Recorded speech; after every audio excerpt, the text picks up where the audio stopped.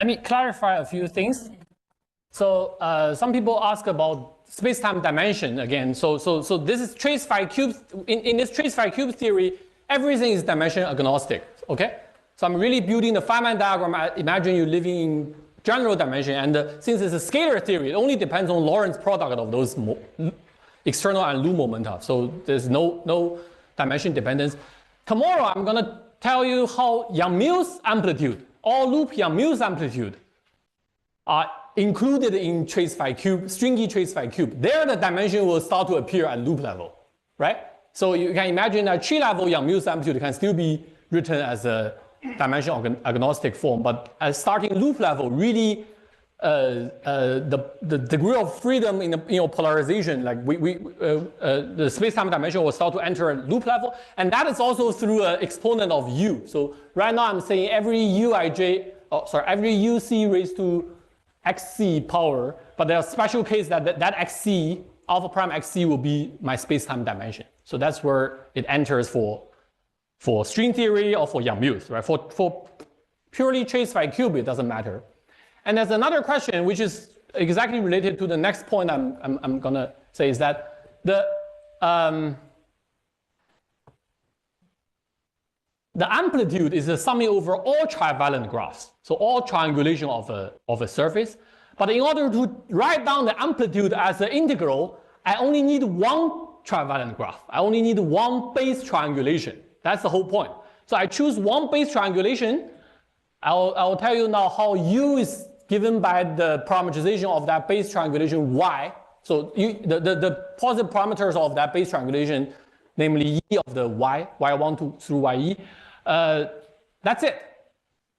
Okay? So once I have, for a particular triangulation, I write down the u of y, so this formula becomes completely well-defined, then I'm done. Because I'm taking the product over all curves in that triangulation. That somehow knows about summing over all diagrams. Okay, so that's the magic here. That I don't need to manually take in the sum over triangulations. A single formula captures all the triangulation, although I only start with one particular triangulation. Okay. So let me continue. Let me basically tell you how to find this. This is the counting problem. Okay, how to really make sense of this formula. As I said, I mean it's impossible to cover this material in these two lectures, but I will try to just give you the rule so you can play with it and you can reconstruct this yourself if you want. So what is u of y? Okay, remember, this itself has a lot of information in it. I give you a surface. The surface is defined by some base triangulation or fat graph, which gives me the surface itself with a particular base triangulation. So let me take this example. And remember, I can name this edges here. This is a boundary edge. Every edge, I can call it a road also. Every including boundary edges, every edge in this fat graph can be labeled by what the two region next to this the region next to this road. Right? So this guy will be called 1, 2. This is 2, 3, 3, 4, 4, 5, and 1, 5. These are trivial curves. I mean, trivial boundary edges, right? And this one is called 1, 3. This road, right? It's between 1 and 3. And this road is called 1, 4. Okay? So this is everything you have. For any surface, you just draw any fat graph you want as a triangulation of that surface. And I cannot define this. Okay? What I want to define is that for any curve, in general, for surfaces beyond disk, beyond tree level, there are infinite number of curves. But for any of this infinite number of curves, C, what is the UC of Y, and where Y is what? Y is really just the Y1 through YE.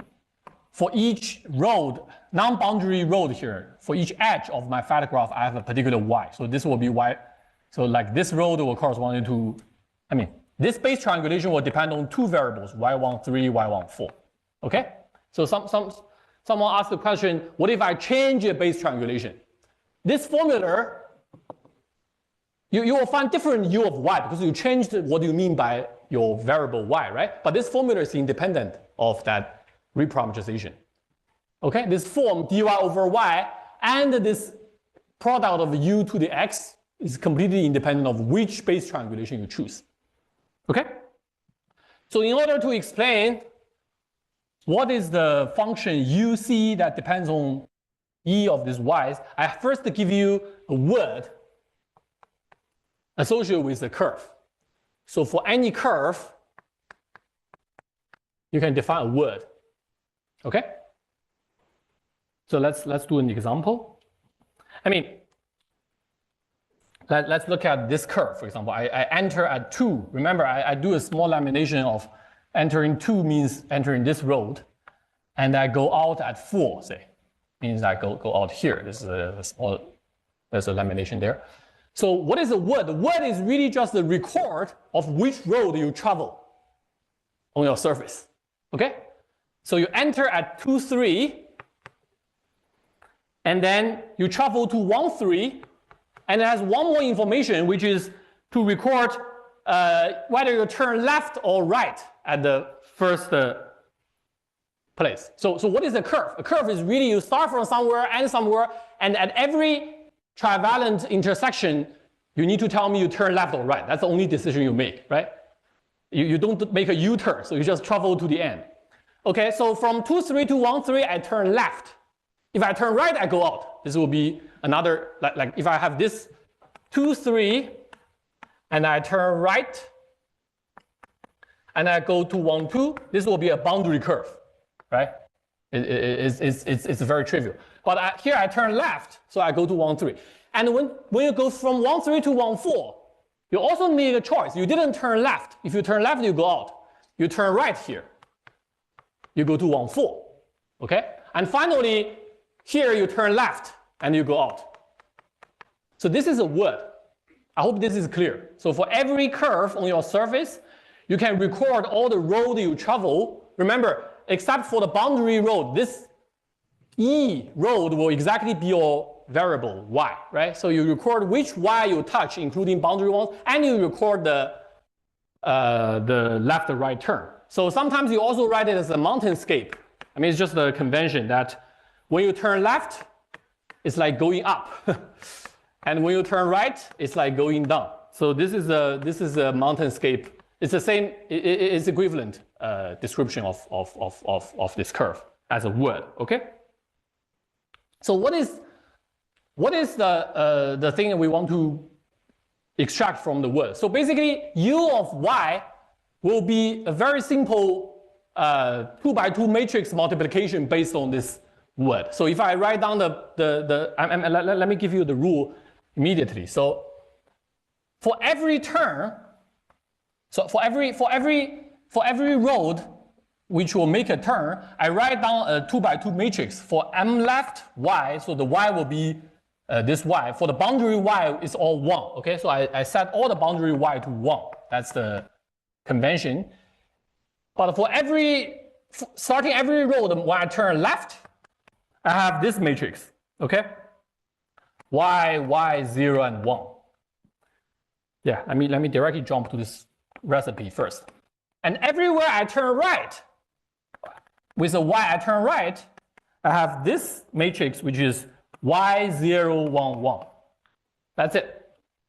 And finally, I get a 2 by 2 matrix. I get a multiplication of this word. So for example, in this case, I will have this. So I have a product of all the m, either left or right, of some y, where y belong to this curve. Okay?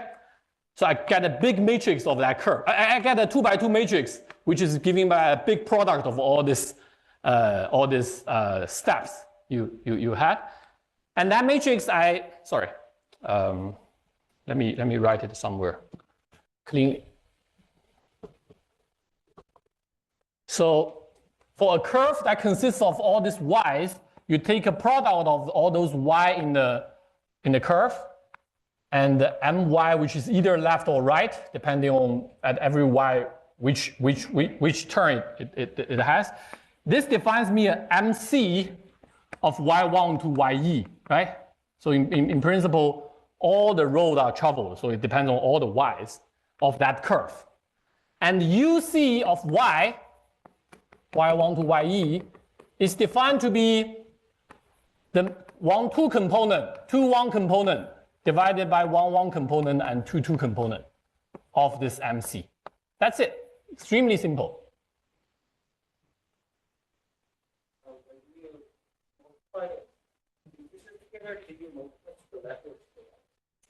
It's a good question. I mean, actually, you go either way, it will give you the same U, but you have to follow it through, right? I said I start from here, I end from here. So I really take, let me do this example. I really take M, so this is the left turn of y23, but y23 is 1, right?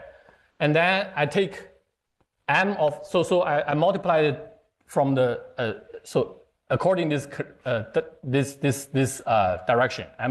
First one is this one, and from the right, I have M of R of y13, and then I have M of left of y14, right? Finally, I have, oh, no, now I'm done. So once I turn here, the last one, there's no turn anymore, right?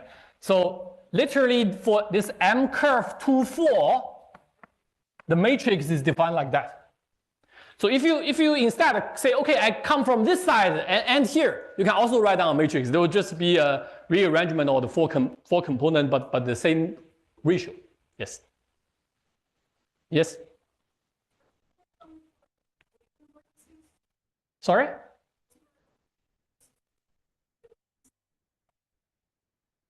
No. We did this lamination thing, right? So we really start from a road and end at a road. The road is the next road clockwise direction to this thing. Yes. No. Yeah, it's a trivalent graph. So at every intersection, you either turn left or right. You cannot turn back. So there are two choices. I misunderstood your question. It's the nature of this fat graph of trace phi cube. So I describe the surface in terms of a fat graph of a trace phi cube, which is like a triangulation diagram. So I define which base triangulation I have, then I can apply this rule without any ambiguity, right? At every corner, at every intersection, just record it, okay? I'm gonna explain why we define this way, but this is the main thing. So with this formula, now you are done, basically. Now I don't have to tell you anything. You can draw a surface, find all the curves there. Every curve is associated with some kinematic variable xc, and that surface has some integration variables sitting at every road. I'm telling you what's the formula of u for every curve. What's the formula of uc for that curve c, depending on all this y, right? You can imagine this 2x2 matrix multiplication give you some positive polynomial for every component of the 2x2 matrix, right? It's always, I mean, we can even do this example if you want. So the first matrix will be 1, 1, 0, 1. The second matrix is turning right, will be y13, 0, 1, 1. And the last one will be turning left again, y14, y14, 0, 1, right? So do this matrix multiplication, you will find this result. y14, 1 plus y13,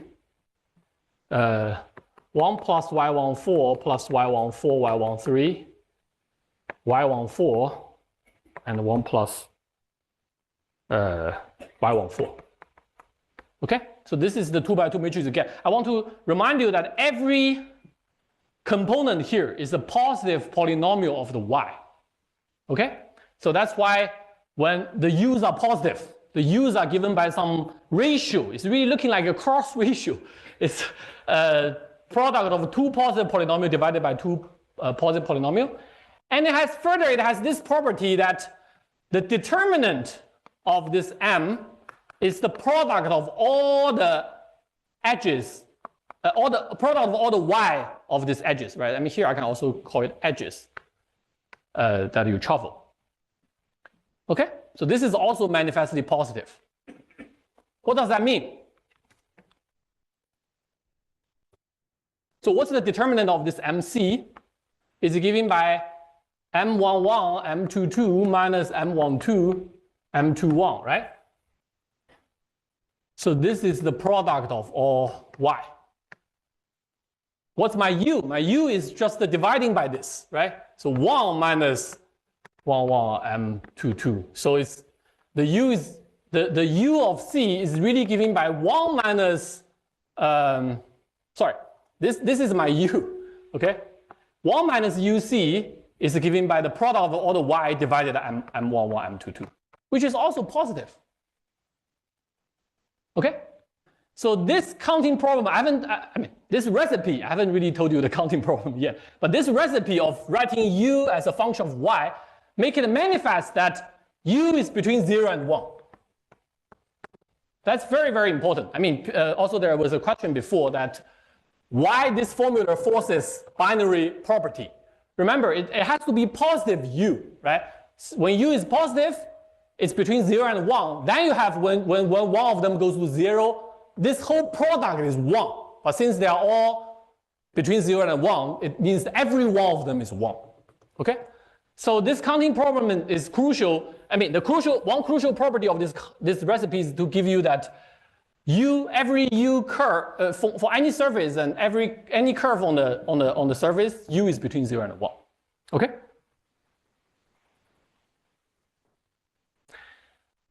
And let me mention this field theory limit before I really tell you more about this counting problem. So look at that formula there. I think I already wrote. I didn't write it down, but now I want to write it down. So, okay, let me emphasize again. That parameterization u of y given by this recipe, given by this counting problem, already solves u equation.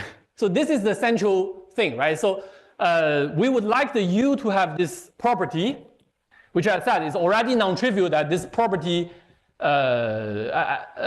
give you these equations. Naively, there are same number of equations as variables, but these equations are redundant so that the solution space is e-dimensional. Is really given by the dimension of this curved space. But furthermore, this explicit solution u of y1 through ye not only tells you that it's a e-dimensional solution space, it's completely manifests this equation. So we don't have to impose this equation. So once we find u of y, this whole integral is just the integral over this independent variables now, right? Of course, now you made a choice. You made a choice which base triangulation you start with. But as I explained that if you do a change of, if you go to another base triangulation, all the variables y will change, all the u of y will change, but the integral is still invariant. Okay? So that's a very important point. And I didn't explain here, but when you take alpha prime to 0 limit of this string integral for any surface, you get a field theory amplitude, which has this formula. Let me just record it here without explaining too much. So first of all, you still have the loop integration variable. So you can get a formula for the loop integrand first. And then you can also make it for the full integral. But you have this loop integration formula, and then you have your integration over these tropical variables. I'm just recording it here, modular this mapping class group, because naively the result you get is infinite copy of the sum of Feynman diagram. And then you have this exponential summing over all the curves, where you have chop limit of your UC, which we call headlight function alpha c of this parameter t times xc. Okay? So this is the formula. So you start with a string formula, which depends on alpha prime, which is completely nonlinear. Everything is nonlinear. And now you take alpha prime to 0. What do you get? Basically, for every u variable, you take the tropical limit of that u variable. So remember, u is just every U is just the ratio of 4 polynomial. Every polynomial here is a positive polynomial, right? So you have some 1 plus y1, y2 plus y2 kind of thing. What is the tropical limit? The tropical limit is turning every multiplication to plus and turning every addition to maximum, okay?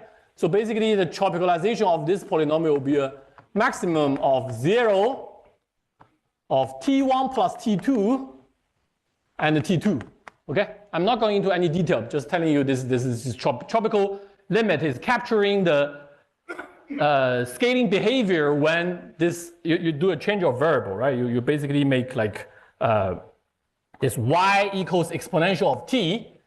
So every y was between 0 and infinity, then the t is just in minus infinity to infinity. And when the t goes to so this is why when you take alpha prime to 0 limit, you are really talking about the scaling behavior. This is the formula. The formula is that, so before, this is also an exponential of some summing over c xc log uc, right? Now you are just really taking this log uc into this tropical function, tropical of u, which is some headlight function. The headlight function will tell you why a single formula encode the summation of all Feynman diagrams. Okay, so let me give you actually very simple examples here, like 5 point. I mean, 4 point is also I think I erased it. The 4 point is also a nice exercise you can do yourself. Yes? So you get this parameter L, right, which is number of loops. You are from taking the limit, you're getting it from the 2D, capital T, or not? Sorry? Now in the formula below, you have parameter of big L, right, which is number of loops. Number of loops, yes. And it comes from the parameter big T. Yes. Well, it's here. It's sitting here. So when I have the product of over all curves, a lot of curves will inevitably involve these loop variables, right? So really, this formula is taking the limit of the integrand, and finally, I still have to perform all the loop integrations. I mean, it's hidden here that the formula is giving you the integrand, but then after performing loop integrations, you can write it as a Schwinger parameter form, which I won't go through the detail.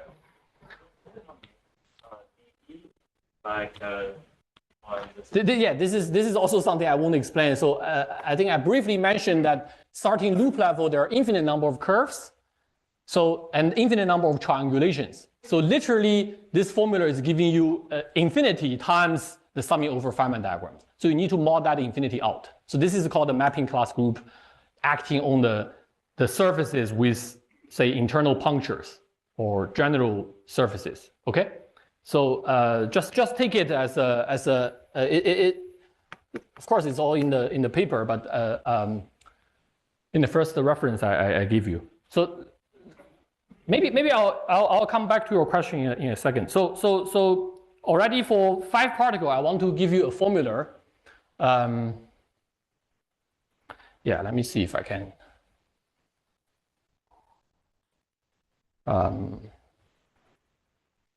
Which one to do first?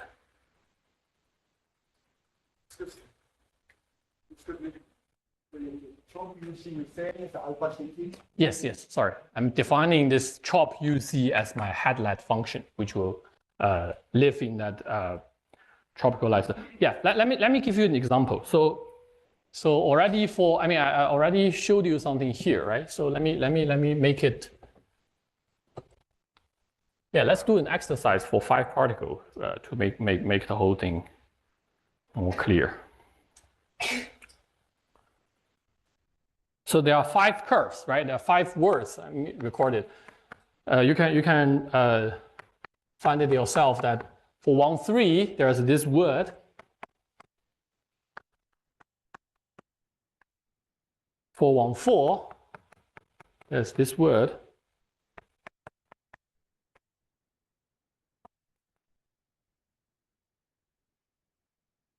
And then for 2,4 is the word I already showed you before, right? is 2, 3, turning left to 1, 3, turning right to 1, 4, and turning left at 4, 5. I hope you also see the difference between giving any curve here with lamination and so on, and just this road. I mean, this road can be regarded as the corresponding to the curves in the base triangulation, right? So now I really, this recipe is really giving you any curve traveling here expressed in this base triangulation.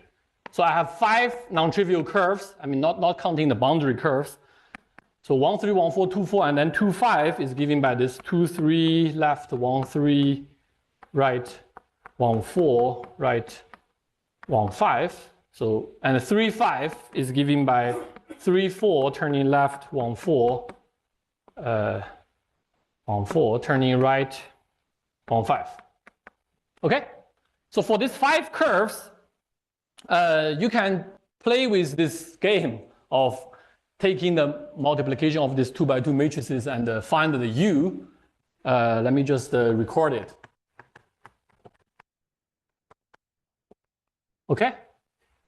This is also left as an exercise, but it's good to really record it here.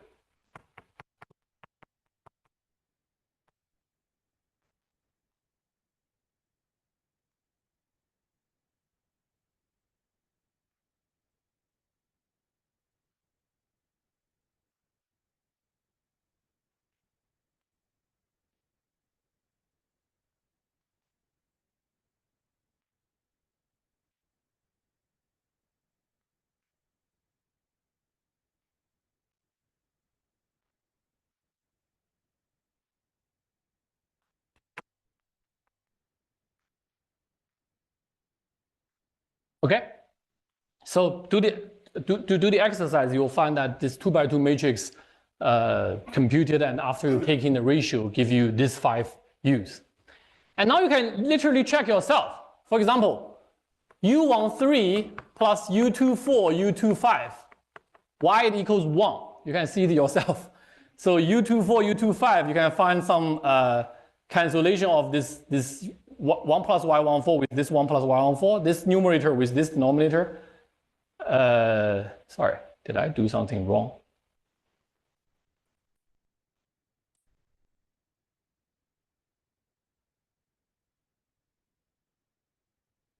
Maybe I did something wrong. Somehow it didn't work, right?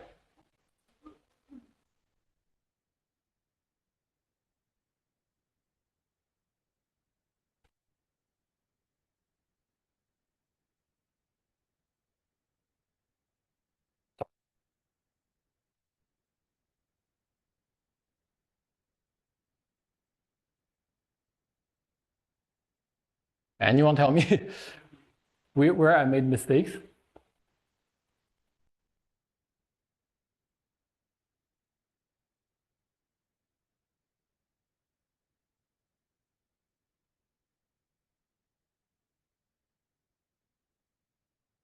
Yeah, let's fix it later. I mean, there's something wrong with this, but I'll find the problem later. Now I want to say something about the chop limit of this U variables in general. So you can see that the chop limit is really given by some linear combination of this chop of every positive polynomial here, which are given by some maximum function, right? So that really gives you taking those chop limit. The key thing is that you'll find a fan. You'll first find all the G vectors of every curve. There's a particular vector pointing in the chop space that for these vectors. And let me just give you the vectors here. So since my base my base triangulation is given by 1, 3, 1, 4. So this will be my basis. For example, the G13 will just be a vector in the x direction. G14 will be a vector in the y direction. But what's the rest? So in general, this G vector, after taking the chop limit, is given by a very simple formula, which is just the sum of all the value in your sum of all the value in the word of E value minus all the peak in the word. Sorry, but by valley and peak I mean this, right? So when you draw the mountainscape, I should have drawn a mountainscape graph, but you can see that, for example, for 1, 3, this is the valley because you are going down here and going up here. This is going down and further down and up. So this will be the valley. So for the base guys, you see that exactly there's only the valley here, okay? But for the remaining guys, for example, 1, 3 will be a peak, 1, 4 will be a valley. So do this exercise yourself. You will see that G24 is very nicely given by G14 minus G13, okay? And G25 is given by minus G13. G35 is given by minus G14. So these G vectors are what you obtain after the tropical limit, but it's actually also the first thing you see. That you start with a particular base triangulation of your surface, and after you compute all the curve, all the word for the curve, you can immediately, it's much simpler than computing the U. This is much simpler, the tropical limit, that you obtain all the G vectors for the curve, and they span this so-called G vector fan. I have G13 here, G14 here, and G24 is this one, right? It's given by G14 minus G13. So this is G24. And the G25 is minus G13. So here is G25. Finally, G35 is minus G14. So you see this fan. Okay?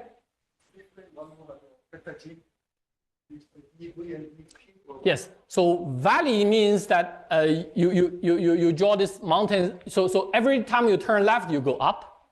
You turn right, you go down. So valley means that in this mountainscape, anywhere you see that a right and a left, that's like a valley, right? So because you first go down and then go up. And the same for the peak. So you take because all this road are in the base triangulation. So they are the basis vectors for your G vector. So you take all the basis vector with +1 coefficient if it's a valley, and all the G vector with -1 coefficient if it's a peak. You take that a peak. Yeah, a peak is whenever you have a left and right, for example, in this. Yeah. Anyway, I leave it to you to convert it to the mountainscape and compute this. It's very simple and good exercise. So once you do this, the thing you notice is that although you start with this particular base triangulation, you see everybody, you see all the Feynman diagram. Every Feynman diagram is a cone here, right? It's a compatible, it's formed by n-3, or in general E, mutually compatible fan, G vector, and they form a cone. And then all these cones, or all this cone formed by the G vector, they tile up the whole space. Okay?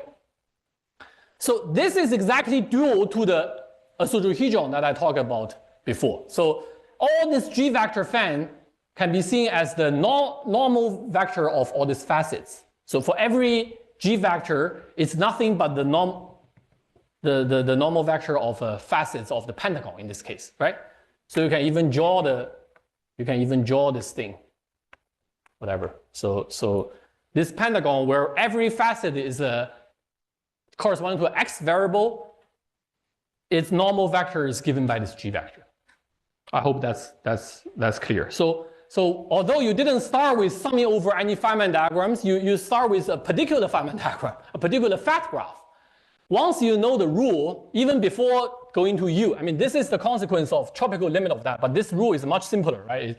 Once you read off the word for every curve, you write down this simple linear combination, and then this is called like a small miracle of this surfaceology, is that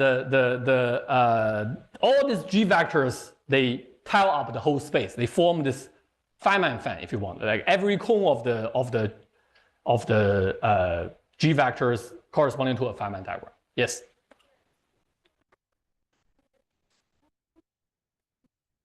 Yes. So basically, when I take the tropical limit, the tropical limit, the tropical function of the u variable is given by some piecewise linear function in the whole space of, in the e-dimensional space of the T, right? So this G vector is just explicitly explaining you that how this domain of linearity are formed. Yeah, I didn't explain more precisely. You have to take these expressions, take their tropical limit, and find all the G vector. But there's a clear rule that already for every curve, there's a particular G vector. And you write down this G vector, you see how they divide the whole space into 5 cones here.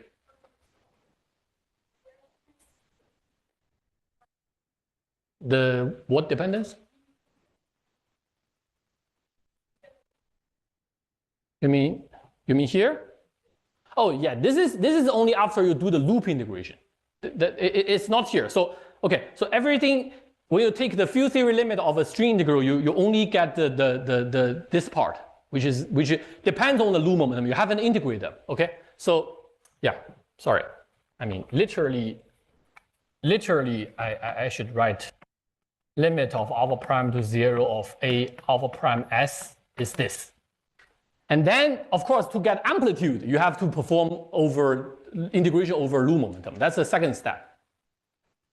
Okay, so here is tree level. Of course, there's nothing to worry. There's no loop momentum dependence. So you literally get a summing over all Feynman diagram where every Feynman diagram corresponding to a cone here, which is where your tropical function has what tropical function tells you has a particular choice. So the tropical function is called headlight function because it's lighten up for a particular G vector. Okay, so for every cone, you get this integral over the e-dimensional space with this exponential of the tropical function, give you the summing over Feynman diagram. At loop level, that's the integrand. There's no so what you get is the integrand. Now, after you get that integrand, you start to perform loop integration. And what I wrote before was meant to write that integrated amplitudes as a semantic, a Schwinger form with semantic polynomial and so on for the surface. But at this point, it doesn't matter. You just treat all the loop integrand the same as you treat the tree amplitudes, where this formula gives you a single formula as a summing over all Feynman diagrams. Okay?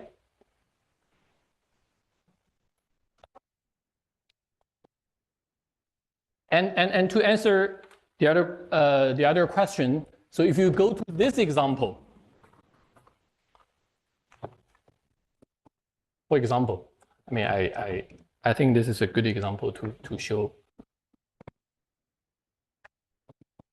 Right? If you go to this example, like A11, you have double chase at one loop where you have one leg on each chase.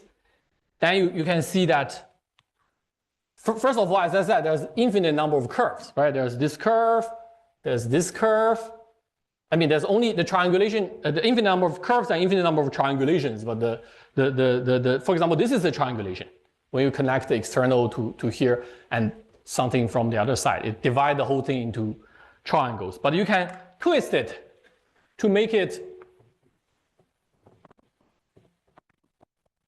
even more. So this will also be a triangulation. At first, you have this. So when you rotate the left guy to the right, but the right guy, if you twist it, it becomes more, right? It becomes like that.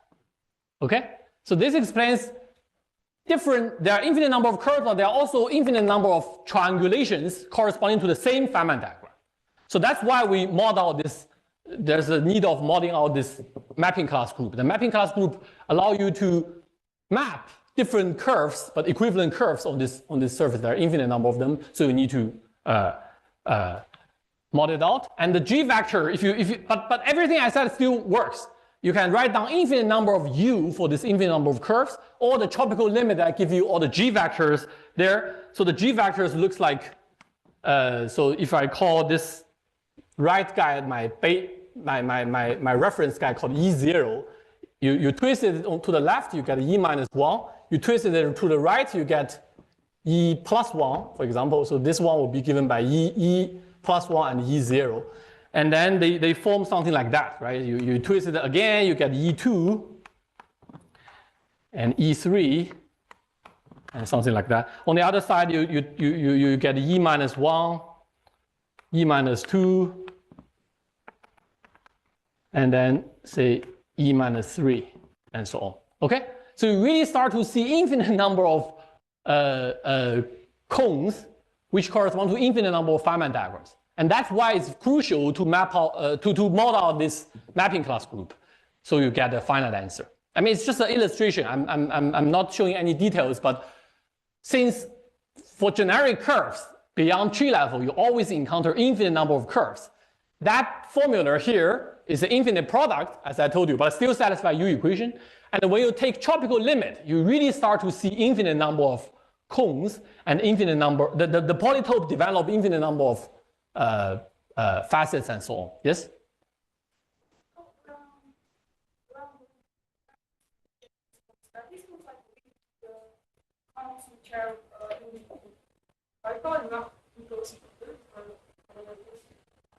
Yes, so they are related by this group. The groups are acting on this infinite number of curves to relate them like this twist I said. So go from E0 either to E plus 1 or to E minus 1. This is the action of the group. Does that answer your question? So you need to model it out because there are infinite number of them. Yes. So basically, you construct these vectors by looking at the words of yes. things. Yes. This divided the space by drawing orthogonal planes in the configuration of space. Non-overlapping regions. Yes. Non-overlapping cones. Yes. What's the relation with the Feynman diagrams again?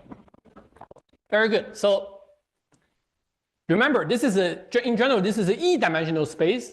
So every cone is formed by E different vectors, right? So every cone has, here is a 2-dimension, so every cone has 2 vectors in it. Every vector is associated with a curve, and the first thing you see is that every cone is formed by E curves which are non-intersecting. So they are a Feynman diagram. A Feynman diagram is by definition triangulation of the so E non-intersecting curves form a triangulation. That's the definition, right? So you go to every cone here where the chop function has the highlight function is lighting up at some cone. This cone contributes to a particular term in your Feynman diagram, x1 through xe. And this cone contributes to another Feynman diagram. So when you integrate over the whole space, every cone got lighten up at different region of your integration domain. So that's why you get the summing over all Feynman graphs. Except that for the infinity case, you have to model it. Okay, so yes. Like E vectors spanning a convex region, and you. And there are in general, for example, in the Surfaceology case, there are a Catalan number of cones here, right? So when you integrate, you immediately produce that summing over Catalan number of terms looking like that. But in the loop case, there are really infinite number of cones here, infinite number of Feynman diagrams here, but they're all equivalent. I mean, they're equivalent up to this by the mapping class group. Yes. Yeah, I have a question. So, what is the advantage of having this prioritization, for example, over the usual equation? Yes, very good. Sure. So this is the advantage is that even at tree level, first forget about string amplitude. I mean, this is another way of encoding all the worldsheet physics for string amplitude. But even just for phi cube, the advantage is that you don't need to summing over all the Catalan number of diagrams. You're writing it as a single object, even at tree level without loop integration, right? And then for loops, of course, it's a single formula for the loop integrand, but I didn't explain that. If you further take the loop integration, I mean, I wrote down something before, right? If you further perform the loop integration, because it's in this form, you can it's like a Schwinger parameter thing for the whole surface. So you can really perform the loop integration and arrive at the semantic polynomial form, which is just to say that you're combining all Feynman diagram into a single object. That's the only advantage. I mean, you still need to work a lot. You still need to find all the all these formulas or all these tropical formulas, but that's much less work than summing over all Feynman diagrams. For example, for tree level, you do like n square curves without going through all the Catalan number, which is like goes like 4 to the n diagrams. You don't need to sum it over those things. Yes. Then to sum up, I would assume that this formula works better when you have a lot of flex, right? Yes. But less number of loops. So a lot of flex and less number of loops. This is really advantage. Sorry, same for loops, because when you increase loops, of course the number of curves also increase, the inequivalent ones also increase, but it still grows much slower than the number of Feynman diagrams. So the integration we need to do is trivial. It's like linear in n and L, right? I said, but then the number of curves you need to work out at tree level is like n squared. I mean, at loop level is also some polynomial in n and L, but then the number of diagrams it produce already tree level is like 4 to the n. So that's the advantage. It doesn't matter if it's tree or loop. I mean, you can, as I said in that paper, you can look at many examples that they look at 2-point amplitude to very, very high loops. And yeah, so there are some, and of course, another main thing is that this formula, really what I'm really talking about is mostly about this formula. It's giving you the string amplitude, which is already at a tree level, it manifests all the singularity structure, how the string amplitude factorizes and so on. So this is the point, I guess, yeah. Why do you need to use the word for color factors? Why do you need to add color for this word? Color. That's the big. That's the starting point, right? So if you don't have color, then you don't even draw these diagrams with disk with all these marked points in ordering. Okay, so it's only for colored particle you can start to draw this what I call surface, which are really the like open string, right? You have all these boundaries. If it's uncolored particle, you don't have your starting point. So it's an important open problem. Of course, strictly speaking, this theory, once you consider the surface, contains some uncolored particle in the spectrum. That's like closed string is part of the. So once you consider open string, there's also this closed curve story here. But I'm not going to go in there. I'm just saying, like, if you give me a general, like, here I can deal with Yang-Mills. Tomorrow I will talk about how Yang-Mills is encoded in this. But if you give me gravity, I don't know how to write down this curve integral for it. I can still write down closed string integral as an analog of this open string integral I wrote here. Okay, I can square this tree level open string integral into some closed string integral. But that doesn't admit any surface formulation. There's no y variable, u of y. Nobody knows how to do that. Yeah. By going to the color theory and then square it.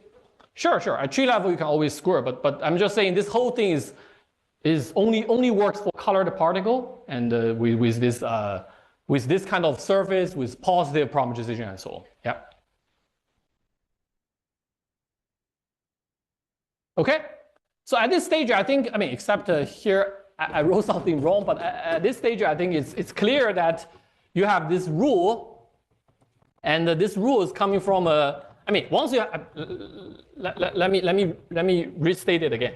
Once you have this rule, you really have that formula here, and you can view this formula really with these two parts, right? So first of all, you have a canonical form of this positive space. It has only logarithmic singularity.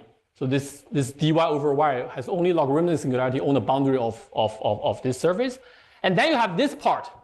This part is really the magic part that has the binary geometry. For any xc goes to 0, all the crossing guys goes to 1, so decouple from the system. So the surface will factorize, right? So basically this string integral I wrote there, you can view, I mean, you can also view it this way, like all the integral, if you don't have this xc as regulator, this integral obviously diverge.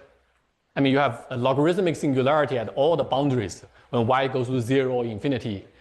this integral obviously diverges. So you can also view this xc, or kinematic dependence, as a regulator to this stringy integral, right? So once you send any, I mean, that's a question in the break. Once you send any xc to 0, you lose that regulator. So that's why you develop a pole. But what pole is that? It's completely controlled by the U equation. So remember, I told you this factorization, right? So if you go from anywhere to on the boundary, go from any puncture to another puncture, you send that xij to 0. I mean, this is tree level, but also to all loops. The U equation guarantee you that the amplitude develop a pole, and on that pole, it factorizes into two subsurfaces, right? So it's a product of these two. This subsurface has a string integral, this subsurface has another string integral. You can also go here. If you go to a x, this is like a loop momentum kinematic invariance. Kinematic invariance with loop momentum. It's a cut. So if you go to some external one connected to an internal puncture, if you go to this x to 0, it becomes this single cut. Okay? It cut it open to something like that, which is really saying that you lose this puncture, but you develop two more points. You develop two more points at the lower loop level. So here you can have many other loops. Okay. So this is the single cut given by something called forward limit of a lower level. In general, this is just telling you the factorization of the string amplitude guaranteed by the U equations. Okay? So all the factorization, including this cuts of the single cut of your loop integrand, is encoded in the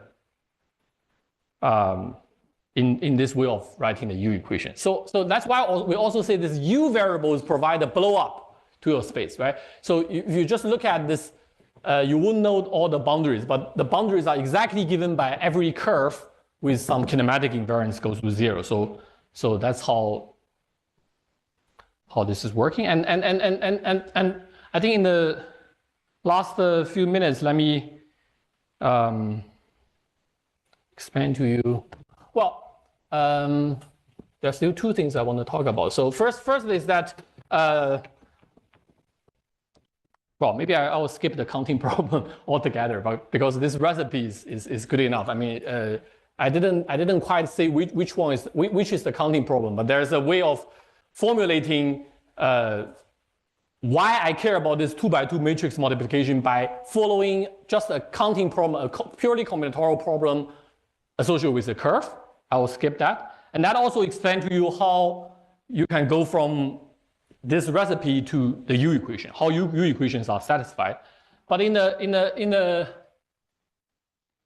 last few minutes, let me give you an example of tree level, actually a general endpoint tree level formula, which is something I promised here, right? So I promised here that you start from this string integral, the disk integral at tree level, you can translate it into U to the x with this dy over y in front. But I didn't quite finish the job.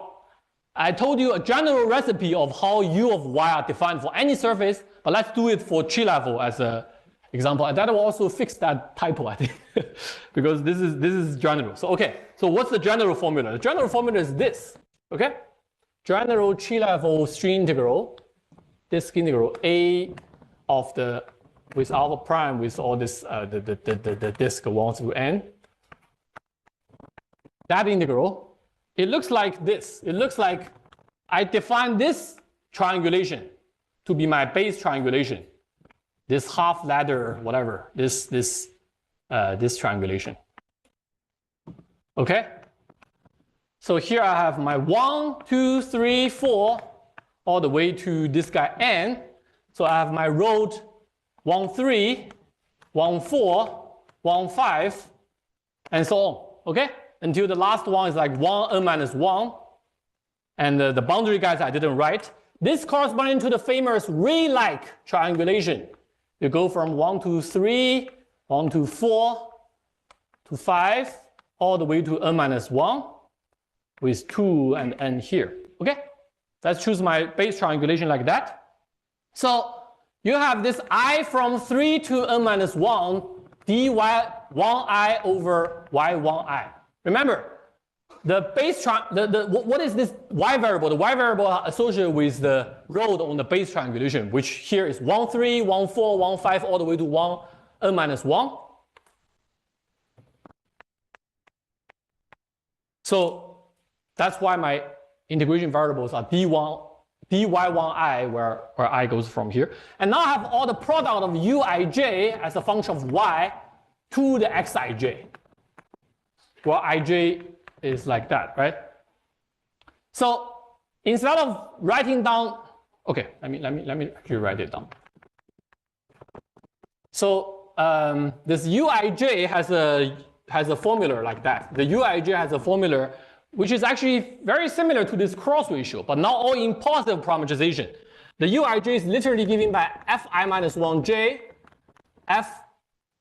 fij minus 1, fij, fi minus 1j minus 1, times either 1 or yi, 1i, where, sorry, 1j, where if I is not equal to 1, you don't need to multiply by anything. If I is equal to 1, so the base triangulation guy has an additional factor of y, where fij is the famous f polynomial. In this case, it's just very simple. There's a closed formula for it. So 1 plus y1j, y1j minus 1, all the way to y1j product over y1i plus 2. Okay? So that's it. That's if you follow the rule of this particular ray-like triangulation, you will find all the uij are given by the ratio of these four guys, where the f polynomial is a positive polynomial. This polynomial is essentially this this matrix element here. Okay? So let me even draw it for you. I mean, already for 4 point, I told you before, this u13 is given by y13 over 1 plus y13, and u24 is just 1 over 1 plus y13, right? And let's look at the 5 point. That's why I drew some. I didn't get a chance to explain this mesh for you, but it will be very useful for us, especially tomorrow. That let me explain it here. That this mesh itself is meant to encode the ABHY condition, that the polytope is formed by this condition Cij equals Xij plus I plus 1 J plus 1. I wrote this formula before, right? So this Cij is really just for any non-adjacent ij, the minus 2 times pi dot pj, minus Sij. Right? But the key thing is that you realize your polytope by imposing those conditions for some Cij. For which Cij? It's really for those Cij that that you pick according to your base triangulation. So for example, if my base triangulation is like 1, 3, 1, 4, 1, 5, then I pick this region. Okay? So I can put all my Cij inside this diamond. For every Xij, these four guys, I can put a corresponding Cij here. So for example, this guy will put C13, C14, C15. So this 45-degree line is really the light cone direction in this 1 plus 1 dimensional space-time. So I have C24, C25, C26 here, and C35, C36, and C46. So you see, when I pick this region according to my ray triangulation, I excluded 3C. I only have 6 C's here. Okay? So that's why these conditions reduce all the space of 9 x's, or the Xij I ask to be positive, of course. It restricts to all the 9 Xij down to 3, because I impose 6 conditions where the Cij with j equals n was not used here. Okay? For 6 particle, it reduces for general, it reduces all the n times n minus 3 over 2x down to independent n minus 3 guys, because the Cij, the number of Cij in a general case is exactly the difference of these two. Okay, so this is the ABHY realization, but now I have a curvy way of doing that. So for example, for 5 particle,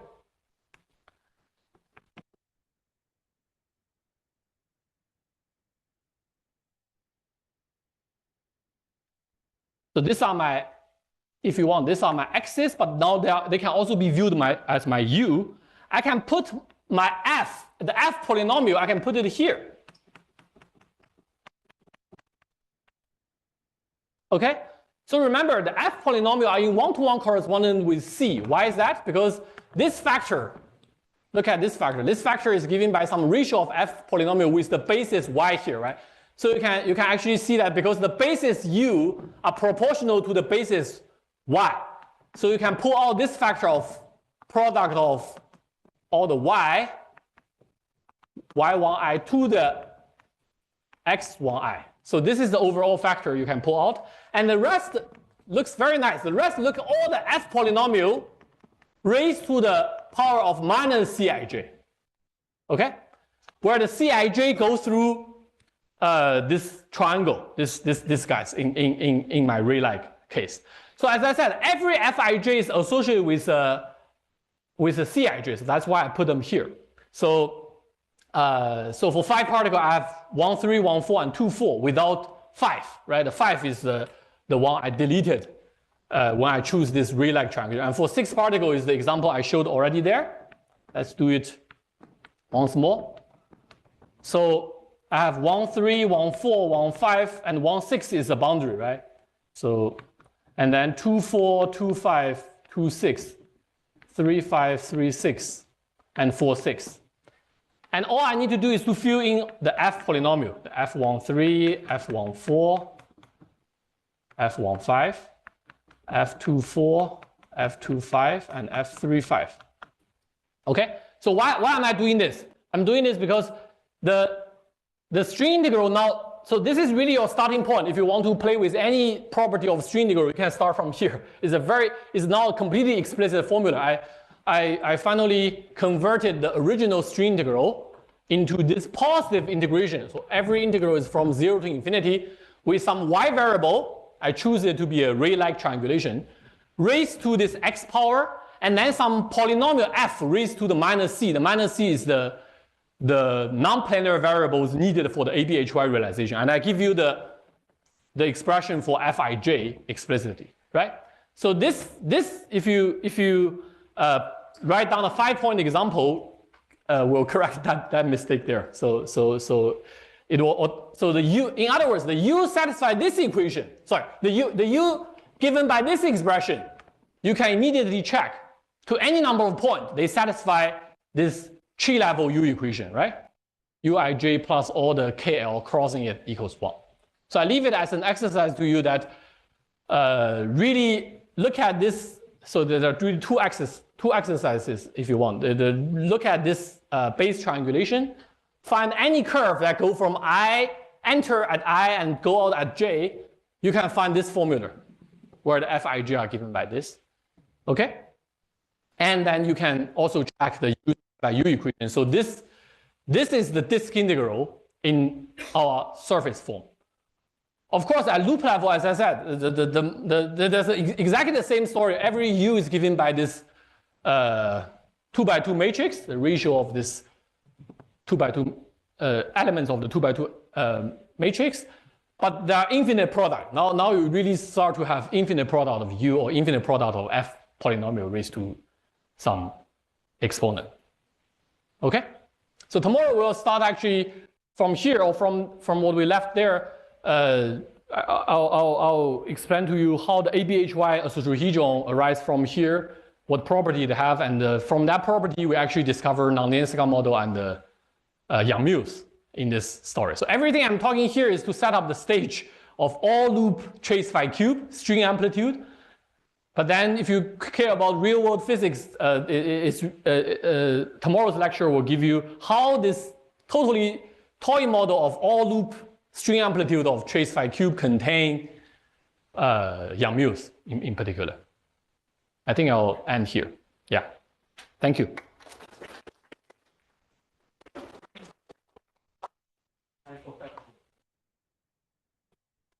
Yes. So this amplitude would have a parameter of the color large n. How Yes. is large n entering this? So everything here is at fixed order. So it has a fixed loop order and a fixed order of the Tohuvdi expansion. I'm not claiming, so okay. So actually the thing I covered is that at that fixed order, how the loop integrand is written as a single integration over the tropicalized space, right? And you can do one step more, which is performing the loop integrations of that integrand, written it as some Schwinger form. But that's still at a fixed order. And yeah, you don't know how to, of course, we have no idea how to add them together. Like this is all for a particular surface. Yeah, the magic here is that for that surface, naively you need to sum it over exponential number of diagrams, but now you do it at once. Of course, it's still surface by surface. Yeah, order by order in loop and in 1/n expansion. Yeah. Yes. Can you use this to find some sort of factorization properties of the amplitude? Oh yeah, of course. So the thing I erased like this and the generalization. So okay, there are two types of factorization. So this formula, be the string formula or the tropical formula. I mean, tropical formula for this respect is almost trivial, but let's look at the string formula. It's really telling you on every pole is when some curve, the kinematic invariance associated with the curve goes to 0, right? On every pole, the amplitude factorizes. It already guaranteed that because those factorization will be something like tree level or those single cut I mentioned. So those are something we expect, and it makes it totally manifest. And there are second type of factorization I'll mention tomorrow, which is don't go to poles, go to some special kinematic locus. That's new. On those special kinematic locus, the string amplitude also become not necessarily two product of two things, but sometimes two things, sometimes even more things. And that in particular also tells some hidden zero of the string integral. So it explains the old factorization, manifests the old factorization, but also tells you something about a new type of splitting or factorization behavior of the string amplitude. Yeah. No, the one I mentioned, right? The one that when you go to a curve that connects to a loop puncture, that guy goes to 0 is a single cut of your L loop amplitude into L-1 loop. So that's the, I mean, I shouldn't call it factorization. It's really the amplitude on that pole, the residue looks like a lower loop amplitude. That's a cut, that's a single cut. So the most basic prototype will be this, literally this factorization into two guys and the cut into a lower loop thing. Those are the two prototype of the singularity I mentioned for the field theory limit of the string amplitude. Of course, you can also ask, sorry, I don't know if that's related to your question, that you can also ask what happens when this xc equals -1, -2, and so those are the massive poles. So those are more complicated. Those are also governed by the U. So at the most basic level, they also factorize. But now you need to take derivative. Tomorrow we'll see that now you start to generate not scalar particles propagating, but some particles with spin. That's why you can have gluon and the higher spin particles. Those are the massive poles. Yeah.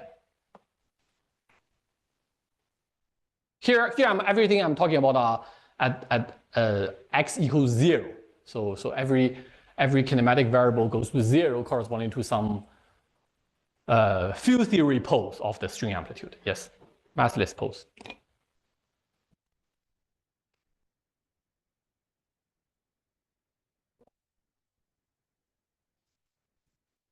Thank you.